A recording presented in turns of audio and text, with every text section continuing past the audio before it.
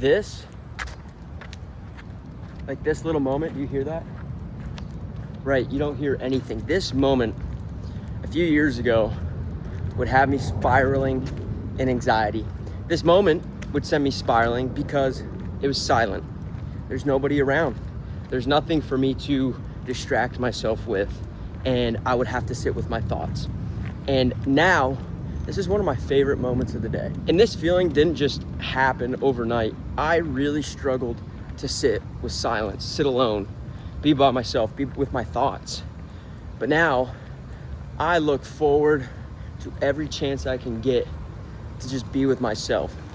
And in today's video, that's what I'm gonna talk to you about. How I got myself comfortable with myself. Well, another day, another bike ride. I'll tell you what, when you get older, you fall into one of two categories.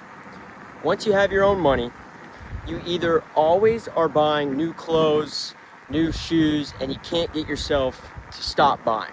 You just say you're gonna buy something and say it's gonna be the last time, and then you find something else and you just immediately buy it.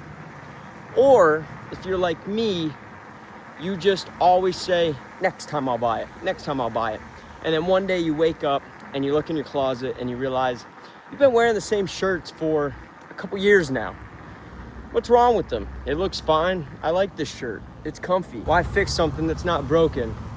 And then you realize you probably should upgrade your wardrobe just a little bit. Just get a little bit newer clothes. Upgrade your underwear, your socks. Find another couple staple t-shirts. I'm sure your pants are starting to wear. And I've decided I'm finally going to buy a couple new staples. That's what I'm doing. We are biking to a shop because if it's walking distance, I'm gonna walk. If it's biking distance, I'm gonna bike. If it's driving distance, then I have to drive. But I do not want to just drive somewhere that I could just bike to. It's gonna take me 5-10 more minutes on the way there, and then 5 or 10 back. It's about 10 to 20 minutes extra to decompress after the day, get some exercise in, make an adventure out of it. So we're gonna go bike to Lulu. I need a new pair of black shorts, maybe a new pair of pants. We've been browsing a couple brands for staple t-shirts, just pretty basic.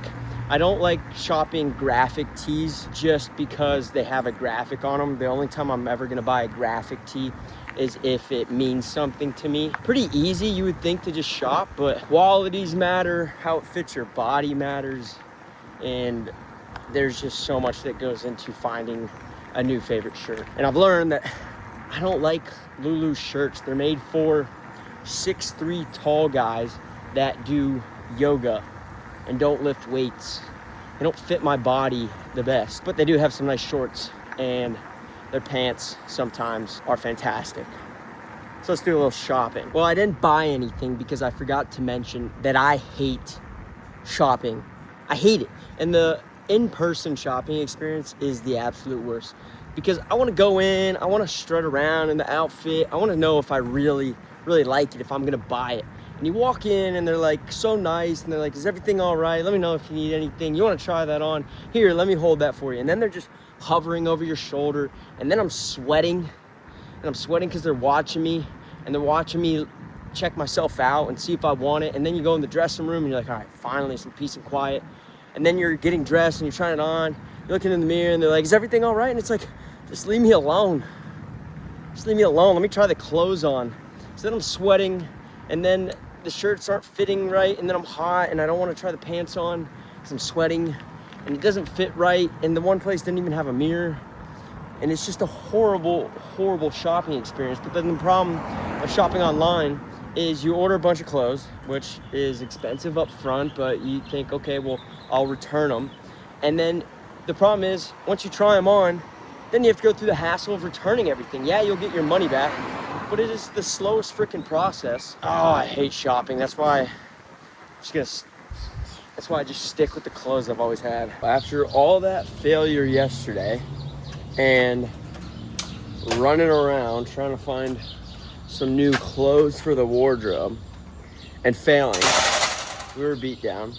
And now, today, our long run, our 13-mile long run. The last half marathon I did was our spring break half marathon, which was basically some beer miles for 13.1 miles, which was a blast. But the reason, I don't know where I'm going with this. I'm beat down today because I woke up and I looked at the temperature. It is 82 degrees out, but the feels like with the humidity is 91 degrees before the sun's even up. That is absurd. I have not ran in this type of heat, maybe ever, not to lie, in a long time. In this distance, in this heat, in a long time. So that'll be interesting. Hopefully I can get delusional enough on this run to be fine to go shopping for some new clothes. This is gonna be a tough one. I am going to be having my head pounding at the end of it. I will be severely dehydrated, but I will be one step closer to 2 hours, 59 minutes, and 59 seconds. I'm already sweating. I just walked outside. 13.13. I tacked on the extra 0.3 just for that halfy badge. 13.13 miles, like an 8:40 pace. 91 degrees feels like before the sun's up is crazy work. Oh, goodness gracious. Looking for my tarp friends down there. Oh.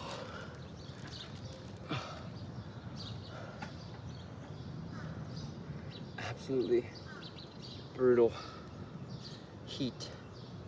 I can just feel it in my bones. Just the heat seeping. I had some thoughts about a deep talk right now that I was gonna go into once I finish this run. And I think I'm gonna need to cool off, have something to drink first. It wasn't even long, like it didn't even feel long, like a long run. It was just like moving through mud. But we're done.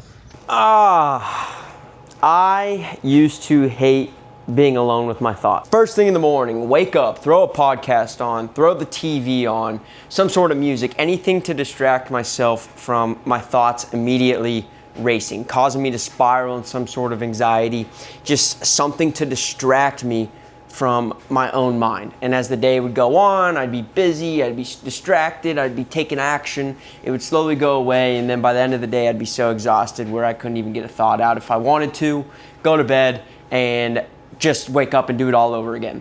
I couldn't go on a walk alone. I needed music at the gym. I couldn't sit at home and just chill and just look at the ceiling fan. The thought of that freaked me out. It's not like I was distracting myself with action to get better at something or to learn something. It was simply to distract myself from being alone with my own mind. And it wasn't just one thing that was freaking me out. It was just a combination of all these little things that just added up, and I would worry about things so out of my control. Money, relationships, future, career, health, future plans, just thinking of every possible scenario and how it could go wrong and what I would do in that situation, how it would play out, and it would just freak me out. And it was almost like if I sat quiet for 5 minutes, my mind would immediately start thinking of every single problem possible and how I would somehow solve this made up situation. And I think one of the hard parts of this is from the outside, everything looked fine. If I could just get myself to take a step back and look at it from a different view, everything was fine. Money's fine, relationships fine, family's fine. My whole situation was good/great, but yet there was still an anxiety that was just hovering over me for no real reason. And yet I was always trying to figure out what the problem was. And the problem wasn't my life. The problem was my relationships with my thoughts. So the way I solved it sounds sort of dramatic, and it really was, because I really had to go through a very dark and alone period with myself. But the only way out is through. I had to face those problems. I had to force myself to be alone. I had to force myself to sit with my thoughts. And as much as I would sit and squirm and cry and just get scared, over time, you get all of those thoughts out and you start to realize that maybe maybe things aren't that bad. Maybe things actually are okay. And I basically just stopped trying to fight them. Stop trying to suppress them. Stop trying to treat every uncomfortable or unknowing situation as an emergency. And after facing those thoughts and forcing myself to, I guess, meditate, although I wouldn't really call it meditate, but just be with my thoughts, as uncomfortable as it was, I realized that every thought doesn't deserve a reaction. Simply, some thoughts are just thoughts. Some worries never happen, and some fears is just a part of who we are, and it's just your brain trying to protect you. And so I basically spent years, most of my life, reacting to my thoughts like it was a problem that needed to be solved, when really your thoughts oftentimes are just something that should be observed. So along with facing my thoughts, there's 3 things that I could put on paper if I had to put this on a test that actually helped with this. And the first one, the reason why I started this channel and the reason why I'm so passionate about it is fitness. And not that fitness, and not that I wasn't in fitness before, not that it eliminates anxiety, but it builds confidence. If you can get yourself to show up and do those hard things and put your body through some of these workouts, you start to realize that you can handle hard things. You don't have to be afraid of a situation going rogue, because if it does, you are capable of handling that rogue situation.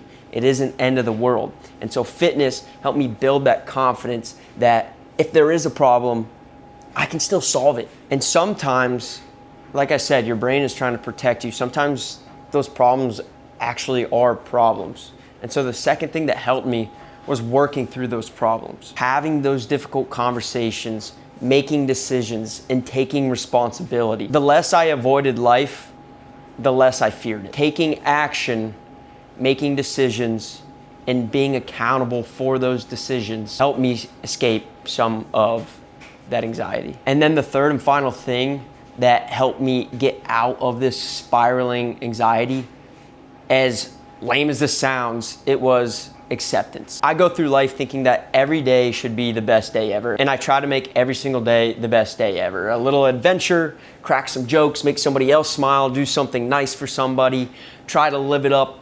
Don't worry about how tired I am. Just go out, get there. You'll get energy from the people around you, and you can have the greatest day ever, even on a random weeknight. But that's not really the reality, and you have to accept that. Bad days happen, anxiety happens, uncertainty happens. And I stopped trying to eliminate every negative feeling. I thought that every day should be as happy as possible, and I had to do everything possible to avoid that negativity. And that's not real. And once I accepted that bad things do happen, I will have anxiety, but those thoughts and those days come and go, and there will be much brighter days ahead. And once I learned those 3 things and really implemented them in my outlook on life, my day-to-day life, and my whole life, now these mornings, these quiet walks, the evenings deep in thought are some of my favorite moments and some of the things that I actually look forward to in a day, if you can get them. I enjoy sunrises and sunsets so freaking much.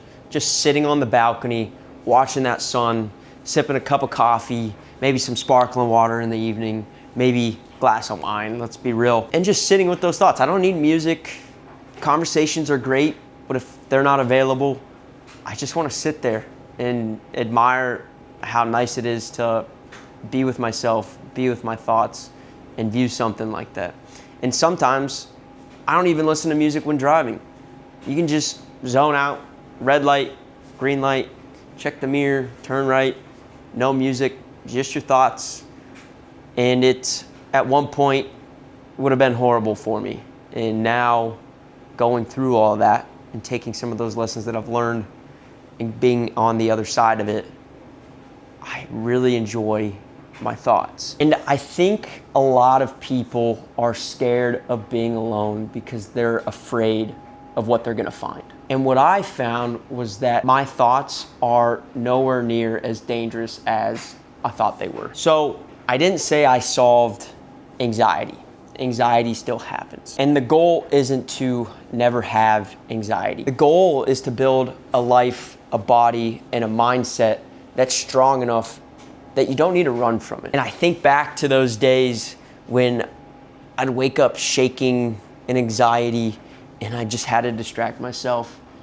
And it just makes me appreciate now even more.